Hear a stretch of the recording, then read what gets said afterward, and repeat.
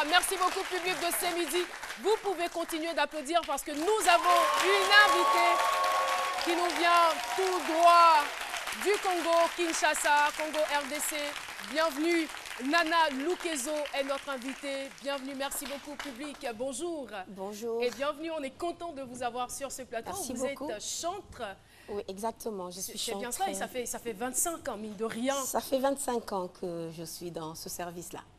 Elle est très adulée, hein. Elle est très adulée dans son pays, aussi dans les pays de l'Afrique de l'Est.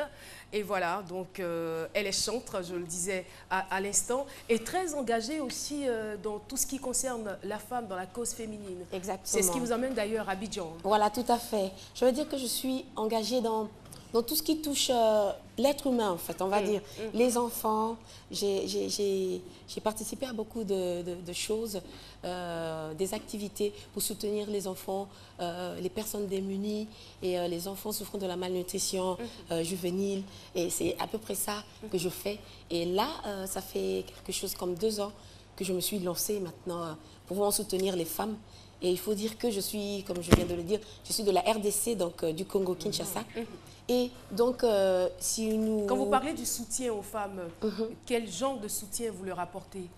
Est-ce que c'est juste spirituel puisque vous êtes chantre ou c'est tout autre chose? D'accord, ce n'est pas que spirituel, parce que je dis toujours, vous savez, en tant que chrétienne, on ne peut pas que se limiter sur le spirituel, parce que si nous suivons bien la Bible, il y a un moment donné où Jésus a multiplié le pain et le poisson. Ça veut dire que nous pouvons aussi faire le social. Et c'est ce qui me motive, au fait, dans mes actions.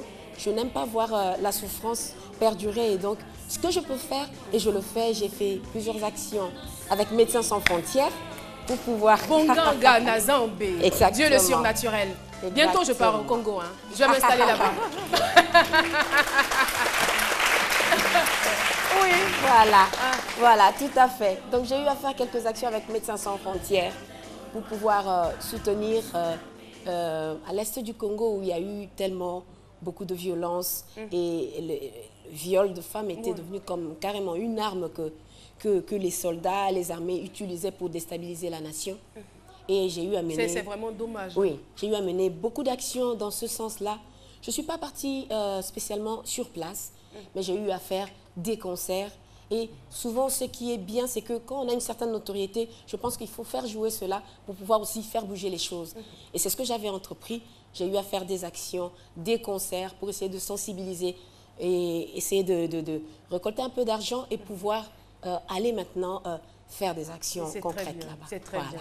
Merci beaucoup, Nana Lukezo. Vous avez certainement suivi notre entretien avec Flora tout à l'heure. Exactement, j'ai été très touchée. Je veux dire que si vous l'aviez rencontré quelques années auparavant, avant qu'il y ait le changement dans sa vie, qu'est-ce que vous lui aurez dit? Oh, ben, je lui aurais donné mon soutien parce que déjà ce qui se passe dans mon pays, c'est ce qui m'a touchée aussi parce que j'ai suivi un peu son histoire, c'est à peu près toutes ces violences-là.